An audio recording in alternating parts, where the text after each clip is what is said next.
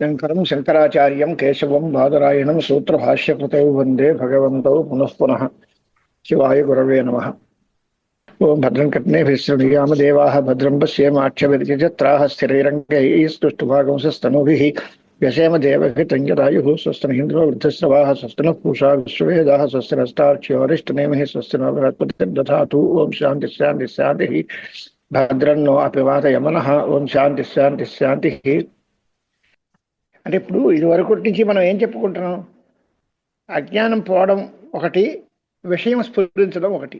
చీకటి పోవడం, ఆ ఉన్న వస్తువు ఘటాది వస్తువులు తెలియడం. ఈ రెండిటిలోనూ వేరే వేరే ప్రమాణాలు కావాలా, ఒకే ప్రమాణం చేత రెండు అవుతాయా? ఇది విచారణ. చీకట్లో కొండ ఉంది, మనం దీపం పెట్టాం, దీపం పెడితే చీకటి పోయింది. చీకటి పోయిన వెంటనే కొండని చూపించడానికి, కొండని తెలియజేయడానికి మరో ప్రమాణం అక్కర్లేదు. దీని చేతనే ఎప్పుడైతే చీకటి పోయిందో అప్పుడే కొండ మనకి తెలుస్తుంది. అలాగే అజ్ఞాన నివర్తకమే ప్రమాణము అనే పక్షంలో ఆ విషయం స్ఫురించడానికి వేరే కావాలా అని ఒక ప్రశ్న చేస్తే దానికి సమాధానంగా చెప్పి, ఎప్పుడైతే ఆ చీకటిని పోగొట్టామో దీనివల్లనే అది వెలుగు కూడా కనిపించేస్తుంది కనుక ఘట విజ్ఞానం నాంతరీయకంగా ఉంటుంది. అంటే దానిలో ఆటోమేటిక్గా తెలుస్తుంది, దానికోసం వేరే ప్రయత్నం అక్కర్లేదు అనేటువంటి మాట చెప్పారు. తథాచ వక్ష్యతి జ్ఞాతే ద్వైతం న విద్యతే అనే మాటకి అర్థం ఏమిటి? జ్ఞాతే ద్వైతం న విద్యతే అనే దానికి అర్థం ఏమిటి అంటే జ్ఞానాధీనమైనటువంటి ద్వైత నివృత్తి. జ్ఞానం ఎప్పుడైతే కలిగిందో ఆ క్షణంలోనే ద్వైతం పోతుంది. అంతేకాదు వేరేగా క్షణాంతరంలో మళ్ళీ జ్ఞానం ఉండడానికి వీల్లేదు. ఆ మూల చూడండి, తథాచ వక్ష్యతి అతః అంతఃప్రజ్ఞత్వాది నివృత్తి సమకాలమేవ ప్రమాతృత్వాది భేద నివృత్తే. ప్రమాతృత్వాది భేదాలన్నీ కూడా అంతఃప్రజ్ఞత్వము మొదలైనవి నివర్తించేస్తే వెంటనే పోతాయి. అంతఃప్రజ్ఞత్వం ఉంది అంటే దానికి ప్రమాతృత్వం అది ఉంటుంది. అప్పుడు వాడు ఏదో స్వప్నావస్థ తైదసుడనో లేకపోతే మరో బహిప్రజ్ఞుడు అయితే విశ్వడనో ఏదో పేర్లు ఉంటాయి. ఎప్పుడైతే ఇవన్నీ కాదు అని మనం విన్నామో అలాంటప్పుడు అది ఏదీ కాదు అని విషయం అర్థమైపోయింది కనుక పూర్తిగా తురీయ జ్ఞానం కలిగిపోతుంది. అంచేత ఇది అంతఃప్రజ్ఞం కాదు అని చెప్పడంతో ఇది తురీయము అనే విషయం తేలుతుంది తప్ప తురీయాన్ని తెలియజేయడం కోసం మరొక వ్యాపారం అక్కర్లేదు అనేటువంటి అభిప్రాయం. ఉదాహరణ చూడండి, ద జ్ఞానస్య ద్వైత నివృత్తి క్షణ వ్యతిరేకేన క్షణాంతర అనవస్థానాత్. జ్ఞానం ఎప్పుడు కూడా ద్వైత నివృత్తి క్షణం అంటే ఎప్పుడు ఏ క్షణంలో ద్వైతం పోయిందో ఆ తర్వాత క్షణంలో మళ్ళీ ఈ జ్ఞానం ఉండదు. అక్కడ ఒక క్షణ జ్ఞానం పుట్టిపోతూ ఉంటుంది కనుక జ్ఞానం క్షణాంతరంలో ఈ జ్ఞానం ఉండదు. అస్థిరమైన జ్ఞానం. అంటే జ్ఞానము ద్వైత వివృత్తి నివృత్తేన ఆత్మయందు వ్యాపారం లేదు కనుక ఈ జ్ఞానమే ద్వైత నివర్తకము. అది అలా అయితే పోయి తను కూడా పోతుంది కదా అని అంటే తను పోవడానికి అవకాశమే లేదు కనుక ఎంతవరకు అది నిలబడుతుందో అంతవరకు మనం చూసుకోవాలి. ద్వైత నివృత్తి వరకు జ్ఞానం ఉంటుంది. అద్వైత నివృత్తి అయిపోయిన తర్వాత ఈ జ్ఞానం ఉండదు. ద్వైత నివృత్తి క్షణ వ్యతిరేకేనా అంటే దానికంటే వేరేగా క్షణాంతరమందు అంటే మరొక క్షణమందు ఈ జ్ఞానం ఉండదు అని. అవస్థానేచ అలా కాదండి వెంటనే పోతుంది ఉంటుంది అంటాం. ఉంటే ఎంతకాలం ఉంటుంది? దాని తర్వాత అనవస్థానం మళ్ళీ వస్తుంది. నివర్తక జ్ఞానము ద్వైత నివృత్తికి తర్వాత పోయిన తర్వాత కూడా ఇంకోటి ఉంది, దాన్ని పోగొట్టుకోవడానికి ఇంకోటి కావాలి అంటే దానికి పోవడానికి ఇంకోటి కావాలి, దానికి పోవడానికి ఇంకోటి కావాలి అనే మాటలో అనవస్థ వస్తుంది. ఈ జ్ఞానము ద్వైతం నివర్తించడం కోసం వచ్చింది, ద్వైతం నివర్తింపజేసింది అంటే ఇది పోయింది అన్నది. కాదండి ఇది పోవడానికి వేరేగా ఇంకోటి ఏదో కావాలి అంటే దాన్ని పోగొట్టడానికి మరొకటి, దాన్ని పోగొట్టడానికి మరొకటి, ఇలాగ అనవస్థ వస్తుంది. కాబట్టి అది మంచిది కాదు. అవస్థానేచ అనవస్థా ప్రసంగా ద్వైత నివృత్తి. అంచేత ద్వైతము ద్వైతం అనివృత్తి ప్రసంగ అని దోషం. అనవస్థ వస్తుంది కనుక ద్వైత అనివృత్తి స్యాత్, అది తప్పు. అందుచేత ఆ జ్ఞానం మిగలదు. ఈ జ్ఞానం వచ్చిన వెంటనే ద్వైతాన్ని పోగొట్టేస్తుంది అనే చెప్పాలి తప్ప జ్ఞానము అనేటువంటిది మిగులుతుంది ఇంకా అని అంటే మాట అయితే ద్వైతమే పోకపోవలసి వస్తుంది. తస్మాత్ ప్రతిషేధ విజ్ఞాన ప్రమాణ వ్యాపార సమకాలైవ ఆత్మని అధ్యారోపిత అంతఃప్రజ్ఞత్వాది అనర్థ నివృత్తి ఇది సిద్ధ. ఇది మూలం. మొత్తం గ్రంథానికి అంతటికీ తాత్పర్య సిద్ధాంతం ఇది. ప్రతిషేధ విజ్ఞానము ప్రతిషేధ విజ్ఞానం అంటే ఏంటి? నాంతఃప్రజ్ఞం నా బహిష్ప్రజ్ఞం ఇలాంటివన్నీ నిషేధాలు చెప్పేటువంటి జ్ఞానం. ఈ ప్రతిషేధ విజ్ఞానము ఈ ప్రమాణ వ్యాపార సమకాలైవ, దీని యొక్క వ్యాపారం ఎప్పుడైతే కలిగిందో ఆ క్షణంలోనే ఆత్మయందు అధ్యారోపితమైన అంతఃప్రజ్ఞత్వాదులు అనర్థములన్నీ పోతాయి. వాటిని పోగొట్టడానికి వేరే ప్రయోజనం ఏం లేదు. ఎప్పుడైతే నా అంతఃప్రజ్ఞం అన్నారో అంటే జ్ఞానము పుట్టడానికి ఏ ప్రయత్నం అయితే ఉందో అదే ద్వైత నిషేధం చేతనే పోతుంది. వేరేగా విషయస్ఫురణమందు వేరేగా లేదు. కాబట్టి ప్రతిషేధం వల్ల కలిగిన జ్ఞానమే ప్రమాణము, అదే వ్యాపారము. అంటే అది పుట్టుక, దానివల్లనే అదే సమకాలంలో అనర్థాలన్నీ పోతాయి అని యోజన.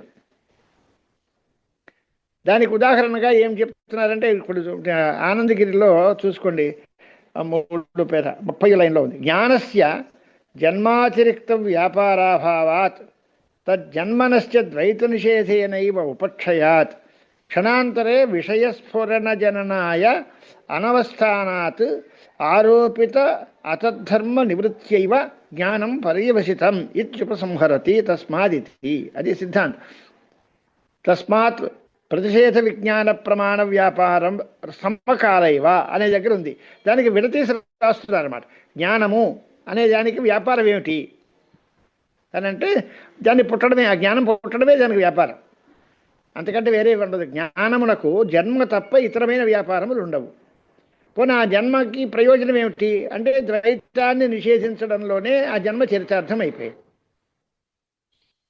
కనుక రెండవ క్షణంలో ఆ విషయాన్ని స్ఫురింపజేయడం కోసం ఈ జ్ఞానం ఉండదు. అలా ఒకవేళ అలా ఉండే మాట అయితే దానికి మళ్ళీ అనవస్థాపన దోషాలన్నీ వస్తాయి. అది వస్తే దాన్ని పోగొట్టడానికి ఇంకోటి, దానికి పోగొట్టడానికి ఇంకోటి అని. అంచేత జ్ఞానమునకు పుట్టుకే వ్యాపారము. ఆ పుట్టిన తర్వాత దానికి ద్వైత నిషేధం అంటే తాత్పర్యము, ద్వైతాన్ని పోగొట్టమంటే దానికి తాత్పర్యం ఉంది. మరో క్షణంలో విషయాన్ని స్ఫురింపజేయడానికి వేరే ప్రయత్నం అక్కలేదు, ఇది ఉండదు అక్కడ. అందుచేత ఎప్పుడైతే అజ్ఞాన ద్వైత నిషేధం కలిగిందో అంటే ఆరోపితమైన అతద్ధర్మ నివృత్తి అనేటువంటిది కూడా దానిలోనే వచ్చేస్తుంది, ఈ జ్ఞానం వల్లే వచ్చేస్తుంది. చేత ద్వైత నిషేధంతో పాటే అజ్ఞాన నివృత్తి కూడా కలిగిపోతుంది, అతద్ధర్మ వ్యావృత్తి కూడా కలిగిపోతుంది అనే మాట చెప్పారు. అంటే ప్రతిషేధాన్ని ఎప్పుడైతే నాంతఃప్రజ్ఞం అనే నిషేధం చెప్పామో దీనివల్ల కలిగిన విజ్ఞానమే ప్రమాణం అవుతుంది. ఆ ప్రమాణమునకు వ్యాపారం ఏమిటి అంటే దాని పుట్టుకే. అది క్లియర్గా రాస్తున్నారు ఆనందగిరి. ప్రతిషేధ జనితం విజ్ఞానమేవ ప్రమాణం తస్య వ్యాపార జన్మైవ. దాని వ్యాపారము అంటే పుట్టుకే. తేన సమకాలైవ అనర్థ నివృత్తి ఇది యోజన అని ఆ భాష్య పంక్తికి వ్యాఖ్యానం చేశారు, అన్వయం యోజన. దానికి కారణం ఏమిటి అని అంటే దాని తర్వాత రాస్తున్నారు. బీజభావ ఇది సుషుప్తం హి స్వప్న జాగరితే ప్రతి బీజభావ తస్య అశేష విశేష విజ్ఞాన అభావరూపత్వాత్ విశేష విజ్ఞానానాం సర్వేషాం ఘనమేకం సాధారణం అవిభక్తం సుషుప్తమితి తత్ప్రతిషేధః నేత్యాదినా సంభవతి ఇత్యర్థః అని రాస్తుంది. ఇప్పుడు మూలం చూద్దాం భాష్యం. తస్మాత్ ప్రతిషేధ విజ్ఞాన ప్రమాణ వ్యాపార సమకాలైవ. ప్రతిషేధ విజ్ఞానమే ప్రమాణము, ప్రతిషేధ విజ్ఞాన రూపం యత్ ప్రమాణం. తస్య వ్యాపార అంటే జన్మ. ప్రజ్ఞాన ప్రమాణ వ్యాపార వ్యాపార సమకాలైవ ఆత్మని అధ్యారోపిత అంతఃప్రజ్ఞత్వాది అనర్థ నివృత్తి అనేటువంటి మాట. ఆ అనర్థములన్నీ పోతాయి. అంటే అనర్థములు అంటే ఏమిటొచ్చాయి ఇప్పుడు? అంతఃప్రజ్ఞత్వం, బహిష్ప్రజ్ఞత్వం ఇలాంటివే అనర్థాలు. ఇవన్నీ పోతాయి. అంటే వాడు విశ్వడు కాదు, తైజసుడు కాదు, ప్రాజ్ఞుడు కాదు అనేటువంటి భావం అంతా వచ్చేస్తుంది. అదే నిషేధం. తనాంతఃప్రజ్ఞం న బహిష్ప్రజ్ఞం ఇత్యాదుల వల్ల. అక్కడి నుంచి ఇప్పుడు శుద్ధనాంతఃప్రజ్ఞం ఇది తైజస ప్రతిషేధ. ఇక్కడి నుంచి ప్రారంభం చేసి దాన్ని రాస్తున్నారు అన్నమాట. నాంతఃప్రజ్ఞం అని ఎందుకన్నారు అని అంటే దానికి సమాధానం ఎందువలన వచ్చేది అంటే వీడు ఈ తురీయము అని గురించి మనం చెబుతున్నాం. ఇది అంతఃప్రజ్ఞము కాదు. అంతఃప్రజ్ఞం అయితే ఏమవుతుంది? వాడు తైజస్సుడు అవుతాడు. బహిష్ప్రజ్ఞుడు అయితే ఏమవుతారు అంటే విశ్వడు అవుతాడు. వీడు అంతఃప్రజ్ఞుడు కాదు అనడం వల్ల తైజస్సుడు కాదు అని తేలింది. బహిష్ప్రజ్ఞుడు కాదు అనడం వల్ల విశ్వడు కాదని తేలింది. నా ఉభయత ప్రజ్ఞం అనే దాని వల్ల జాగ్రత్త స్వప్నయోహో అంతరాళ అవస్థా ప్రతిషేధ, రెండు లేవు అని ఎప్పుడైతే అన్నారో జాగ్రత్త కాలానికి స్వప్న కాలానికి మధ్యలో ఉండేటువంటి అవస్థ కూడా లేదు అని తేలింది. నా ప్రజ్ఞానఘనం అనే దాని చేత సుషుప్త అవస్థ పోయింది, నిషేధింపబడింది. ఇక బీజభావ అవివేక రూపత్వాత్, బీజభావము లేదు, బీజభావ అవివేక రూపత్వాత్. ఎందువల్ల సుషుప్తము అనేటువంటిది స్వప్నమునకు జాగరణమునకు బీజం. దానిలోంచే కదా పడుకుని నిద్ర లేచిన తర్వాత అయితే కలైనా రావచ్చు లేదా తెలివైనా రావచ్చు. సో అంతే. స్వప్నానికి కానీ జాగరణానికి కానీ కారణం ఏది అంటే సుషుప్త స్థానం. అది అది అశేష విజ్ఞానముల యొక్క లేకపోవడమే కదా. సుషుప్తము అంటే ఏ విజ్ఞానము లేదు అని. అంటే ఆ బీజభావము అనే దానికి అర్థం అశేష విశేష విజ్ఞాన అభావరూపత్వాత్. విశేష విజ్ఞానానాం సర్వేషాం ఘనం ఏకం సాధారణం అవిభక్తం సుషుప్తం, ఇది మాట. తత్ప్రతిషేధ అనేటువంటి మాట చేత నేత్యాది నా బీజ దానిలో న ప్రజ్ఞం అనేటువంటి మాట చేత చెప్పారు. బీజభావ అవివేక రూపత్వాత్ న ప్రజ్ఞమితి యుగపత్ సర్వ విషయ ప్రజ్ఞాతృత్వ ప్రతిషేధ. ఇది ప్రజ్ఞమే కాదు అంటే సర్వ విషయమైన విజ్ఞానము ఒకసారి వస్తుంది అంటే అది కాదు. నా అప్రజ్ఞం ఇది అచైతన్య ప్రతిషేధ, అది అసలు పూర్తిగా జడమేమో ఏది కాదేమో అని అంటే అచైతన్యాన్ని కూడా నిషేధించడం కోసం నా అప్రజ్ఞం అని కూడా అన్నారు. అంటే ఇప్పుడు మూలమంత్రంలో ఒకసారి చూసుకుంటే దానిలోంచి వరుసగా ఉండే విశేషణాలన్నిటికీ సార్థక్యాలు ఇప్పుడు రావాలన్నమాట. మూలం చూసుకోండి ఒకసారి. మంత్రం నా అంతఃప్రజ్ఞం నా బహిష్ప్రజ్ఞం నా ఉభయత ప్రజ్ఞం నా ప్రజ్ఞానఘనం నా ప్రజ్ఞం నా అజ్ఞం, ఇవేవీ కాదు అన్నాడు. ఈ మాట ఈ వాక్యంలో మొదటి పాదంలో ఉండేటువంటి అన్ని నిషేధాలకి వ్యావర్త్యములు ఏమిటి? నా అంతఃప్రజ్ఞం అనే దాని చేత ఏది వ్యావర్తింపబడింది అని అంటే తైజసుడు వ్యావర్తింపబడ్డాడు అని వరుసగా ఇక్కడ రాసుకొచ్చారు. నా అంతఃప్రజ్ఞమితి తైజస ప్రతిషేధ, నా బహిష్ప్రజ్ఞమితి విశ్వ ప్రతిషేధ, నోభయత ప్రజ్ఞం ఇది జాగ్రత్త స్వప్నయోర్ అంతరాలావస్థ ప్రతిషేధ. ఈ రకంగా ఒక్కొక్క దానికి ఒక్కొక్కటి వ్యావర్త్యం చెప్పారు. దీన్ని కాదని ఎప్పుడైతే అని ఈ మూలం చెప్పారో అప్పుడు దీని స్వరూపం చెప్పాల్సి వస్తుంది. అది ఏది కాదు అన్నారు. అంటే విశ్వడు కాదు, తైజసుడు కాదు, ప్రాజ్ఞుడు కాదు, పూర్తిగా అజ్ఞమైన జడం కాదు, అంతరాల స్థితి కాదు, మరి ఏమిటిది అంటే దీని స్వరూపం చెప్పాలి కనుక ఉత్తరార్థంలో దీని స్వరూపం చెబుతున్నారు.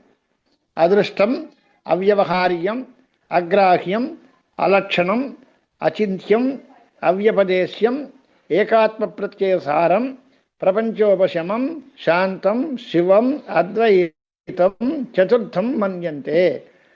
అది నాలుగోది. సహ ఆత్మ విజ్ఞేయ, ఆత్మ సవిజ్ఞేయ, అదే ఆత్మ, అదే విజ్ఞేయము, అదే తెలుసుకోదగినది అనేది ఉపనిషత్తు పూర్తి చేస్తోంది. ఇప్పుడు దానికి వ్యాఖ్యానం చేయాలి మనం. ఏ కథం పునః అంతఃప్రజ్ఞత్వాదీనాం ఆత్మని గమ్యమానానాం రజ్వాదవు సర్పాదివత్ ప్రతిషేధాత్ అసత్వం గమ్యత ఇది. ఇప్పుడు ప్రశ్న ఏంటి అంటే కథం పునః అనే దగ్గర దీనికి దానికి తేడా ఏమిటి అనేది విచారణ. రజ్జు సర్ప భ్రాంతి ఒకటి ఉంది. ఇది రజ్జు నాయం సర్ప అంటే ఇది పాము కాదు తాడే అని ఒక మాట ఉంది. అలాగే ఇది అంతఃప్రజ్ఞము కాదు తురీయమే అని ఇక్కడ అంటున్నాము. దీనికి తేడా ఏంటి అని అంటే సర్పమందు రజ్జువు అనేటువంటిది అంటే రజ్జు తాడులో పాము తెలియబడింది. అది తెలియబడ్డం అంటే వాస్తవం కాదు, భ్రాంతి ప్రతిపన్నం. అంటే తాడును చూసి పాము అనుకుంటున్నాము, అనుకోవడం వల్ల అది భ్రాంతితో తెలియబడింది కాబట్టి దాన్ని కాదని ఇది సర్పం కాదు తాడే అని చెప్పచ్చు, అది యుక్తమే. కానీ ఇక్కడ అంతఃప్రజ్ఞము అనేది ప్రమాణము చేత ఇది అంతఃప్రజ్ఞం అవుతుంది, దాన్ని వాడిని తైజసుడు అంటారు అని శాస్త్రము చేత చెప్పబడుతోంది అంతఃప్రజ్ఞత్వం. అది తేడా. తాడులో కనపడే పాము భ్రాంతి చేత కల్పింపబడిందే తప్ప ప్రమాణ సిద్ధం కాదు. కానీ జీవుడు వీడు తైజసుడు అనేటువంటి మాట చేత చెప్పబడేటప్పుడు వాడు స్వప్నావస్థాభిమాని అంతఃప్రజ్ఞుడు అనేది శాస్త్రం చేత చెప్పి వాడికి ఏదో పంచ ఏకోనవింశతి ముఖ ఇలాగే సప్తాంగ ఇలాంటి మాటలన్నీ చెప్పి శాస్త్రం చేతనే ఈ విచారణ చేస్తున్నాం. చెప్పిన దాన్ని ఇలా కాదంటారండి అని. అదైతే భ్రాంతి కనుక పొరపాటు పడి చెప్పుకున్నారు కాబట్టి ఇది సర్పం కాదు అని తేల్చేయచ్చు. భ్రాంతి ప్రతిపన్నమైన దానికి నిషేధం చెప్పచ్చు. కానీ ఇది శాస్త్రీయమై శాస్త్రము చేత బోధింపబడిన అంతఃప్రజ్ఞాన్ని కాదని మీరు ఎలా అంటారు అనేది ప్రశ్న. ఆనందగిరి అవతారికి చూడండి. యుక్తం సర్పాదీనాం రజ్వాదౌ భ్రాంతి ప్రతిపన్నానాం ప్రతిషేధాదసత్వం. రజ్వాదౌ అంటే రజ్జువు మొదలైన వాటి యందు భ్రాంతి ప్రతిపన్నానాం అజ్ఞానము చేత భ్రాంతి చేత పొరపాటు చేత తెలియబడినటువంటి సర్పాదులకు ప్రతిషేధం చేస్తే అది లేదనొచ్చు. అది వలన అది లేదు, ఒరిజినల్గా ఉందని భ్రాంతితో అనుకున్నాం, లేదని నిజం తేలింది, అంతవరకు వచ్చేది లేదనొచ్చు. అవి లేవు అని కూడా అనుకోవచ్చు. భ్రాంతి చేత కల్పింపబడిన వస్తువులు లేవని నిషేధిస్తే అది లేకపోవడం సహజమే, అది బాగానే ఉంటుంది. కానీ ఆత్మనితు ప్రమాణేన గమ్యమానానాం అంతఃప్రజ్ఞత్వాదీనాం న ప్రతిషేధో యుజ్యతే మాన విరోధాత్. అది ఆశంక. ప్రమాణము చేత ఇది అంతఃప్రజ్ఞమవుతుంది అని చెప్పింది భ్రాంతి చేత కాదు, శాస్త్రం చేత చెప్పారు. ప్రమాణ సిద్ధమైన అంతఃప్రజ్ఞత్వాన్ని మీరు ఎప్పుడు ఇలా ఎలా కాదంటారు అని అడుగుతారు.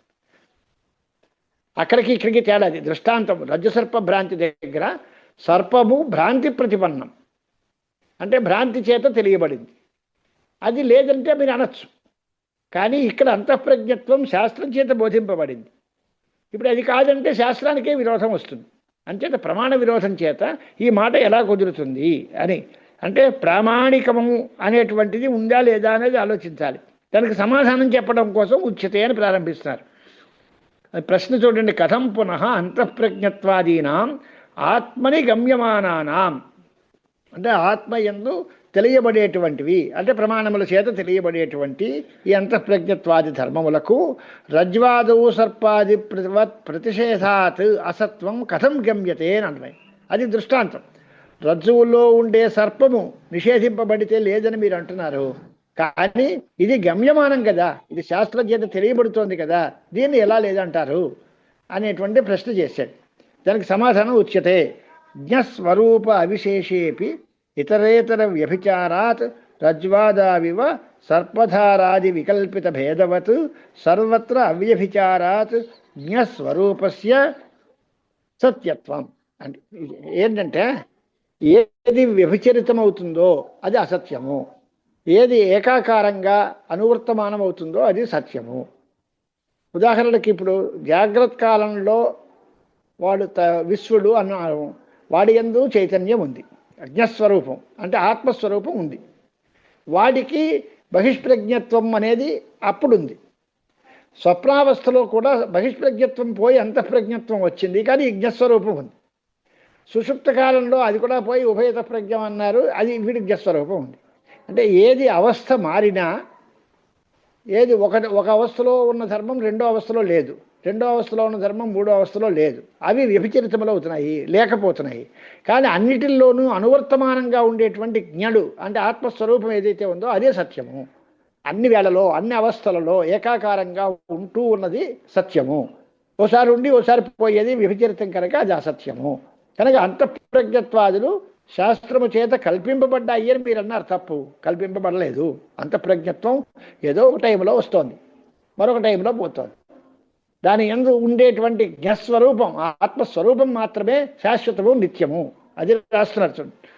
జ్ఞస్వరూప అవిశేషేపి అంటే మూడు అవస్థల్లో జాగ్రత్త స్వప్న సుషుప్తి అవస్థల మూడిటిల్లోనూ కూడా ఆత్మస్వరూపంలో మార్పేమీ ఉండదు. కానీ ఇతరేతర వ్యభిచారాత్ దానిలో అంతఃప్రజ్ఞత్వమేమో బహిష్ప్రజ్ఞ కాలంలో లేదు, బహిష్ప్రజ్ఞత్వం అంతఃప్రజ్ఞుడు దారి యందు లేదు. అలాగే ఆ ధర్మాలన్నీ మారిపోతున్నాయి ఇతరేతర వ్యభిచారం చేత. ఎలా అయితే రజ్జుధార యందు సర్పధారాది వికల్పిత భేదవత్, దానికి దృష్టాంతం అది. తాడును చూసి ఒకసారి ఎవడో ఒక సర్పం అనుకున్నాడు, ఒకడు ధార అనుకున్నాడు, ఒకడు మాల అనుకున్నాడు. ఆ వికల్పాలు మారుతున్నాయి. రజ్జువులుగానే ఉంది, ఒకటే ఉంది. ఒక వస్తువు సర్వకాలముల యందు అనుగతంగా సత్యంగా ఉంటుంది. తకిబావన్నీ కల్పితములై ఒకప్పుడు ఉండి ఒకప్పుడు లేకుండా ఉంటున్నాయి. కనుక అలా వికల్పితమైనటువంటి ఆ రజ్జు సర్పాధార మొదలైనటువంటి వాటికి ఎలా అయితే అసత్యత్వమో రజ్జువు మాత్రమే సత్యం అని ఎలా అంటున్నారో, అలాగే ఇక్కడ కూడా జ్ఞస్వరూపం ఆత్మస్వరూపం మాత్రమే సత్యము. తకిమ అవి ఇతరేతర వ్యభిచారం చేత అది అసత్యములు. ఏది అవ్యభిచరితం, అవ్యభిచారము అంటే ఒక చోట ఉండి రెండో చోట లేకపోవడం వ్యభిచారం. అలా కాకుండా అన్ని చోట్ల సమానంగా ఉండటం అనేది అవ్యభిచారం. అలా అన్ని చోట్ల ఉండేది ఏది అంటే జ్ఞస్వరూపమే, కనుక అది ఒకటే సత్యము. తక్కువది అంతఃప్రజ్ఞత్వాదులు ఓ చోట ఉంటాయి, రెండో చోట లేదు, కాబట్టి అది సత్యం కాదు, అది శాస్త్రము చేత గమ్యమానం కాదు. మీరు ప్రశ్న చేసేటప్పుడు అంతఃప్రజ్ఞత్వాదీనామపి గమ్యమానానాం అని అడిగారు, అదే తప్పు. శాస్త్రము చేత అంతఃప్రజ్ఞత్వం చెప్పబట్టలేదు. మరి ఎలా వచ్చింది? అంతఃప్రజ్ఞత్వం కూడా ఇలాంటిదే, కల్పితమే, ప్రామాణికత్వం లేదు.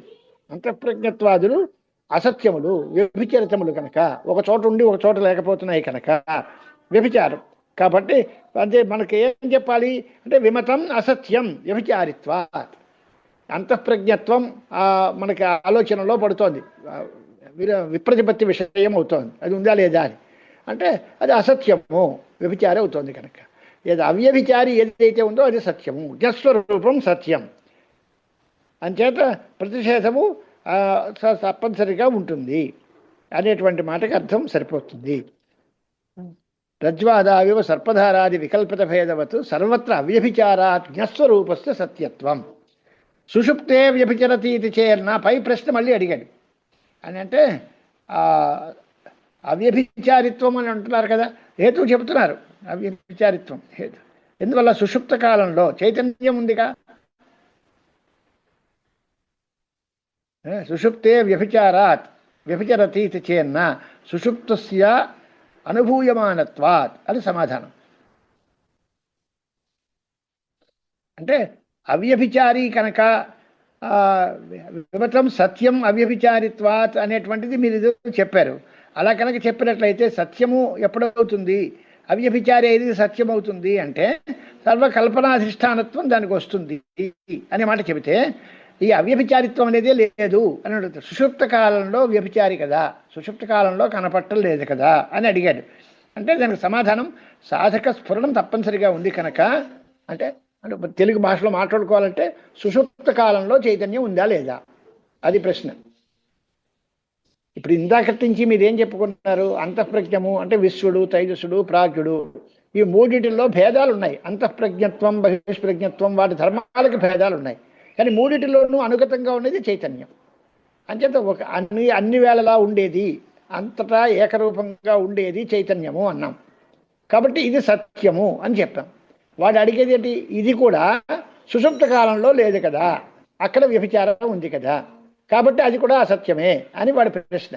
సుషుప్త కాలంలో ఉందా లేదా అని ప్రశ్న. సుషుప్తే వ్యభిచరతి అంటే ఈ చైతన్యం కూడా సుషుప్త కాలంలో లేదు అనేటువంటి మాట చెబితే కాదు, సుషుప్త కాలంలో చైతన్యం ఉంది, స్ఫురణం ఉంది అని. దానికి ఉదాహరణ ఏమిటి అని అంటే సుషుప్తస్య అనుభూయమానత్వాత్, అనుభవ సిద్ధంగా సుషుప్తం ఉంది, అంచేత సుషుప్త కాలంలో చైతన్యం ఉంది. నేను హాయిగా నిద్రపోయాను అని అనుభవం ఉంది కదా వీడికి, అనుభూయమానం ఉంది. దానికి ఉదాహరణ ఏమిటి? సాధక స్ఫురణం ఉంది కనుక. దానికి ఉదాహరణ ప్రమాణం ఏమిటి అని అంటే నహి విజ్ఞాతుర్విజ్ఞాతేర్ విపరలోపో విద్యతే అని ఉపనిషత్ వాక్యమే ప్రమాణం. ఆత్మ యొక్క విజ్ఞానమునకు, చైతన్యమునకు లోపము అనేది ఉండదు. విజ్ఞాత యొక్క విజ్ఞానమునకు లోపము ఉండదు. అది సుషుప్తం అవ్వచ్చు, అనుభవం అవ్వచ్చు, ఏదైనా అవ్వచ్చు, అన్ని వేళ అది చైతన్యం అలాగే ఉంటుంది, చైతన్యం పోదు, చైతన్యానికి వ్యభిచారం లేదు అన్నారు. అతయేవ అదృష్టం, అది దీనికి సమాధానం. అతయేవ అనే దానికి అర్థం ఏమిటి అంటే ఎప్పుడు నిర్విశేషత్వం తురీయనికి చెప్పాను, అది చెప్పి ఇది జ్ఞానేంద్రియ విషయం కాదు అని ఎందుకు చెప్తారు అంటే నిర్విశేషం కనుకే జ్ఞానేంద్రియ విషయం కాదు. ఇది అదృష్టం, ఉత్తరార్థంలో చెప్పే విశేషణాలకు సార్థక్యాలు. అదృష్టం, అది అవ్యవహార్యం, అగ్రాహ్యం, ఇలాంటివన్నీ ఉన్నాయి కదా, అవి ఎందుకు అని అంటే అతయేవ అదృష్టం,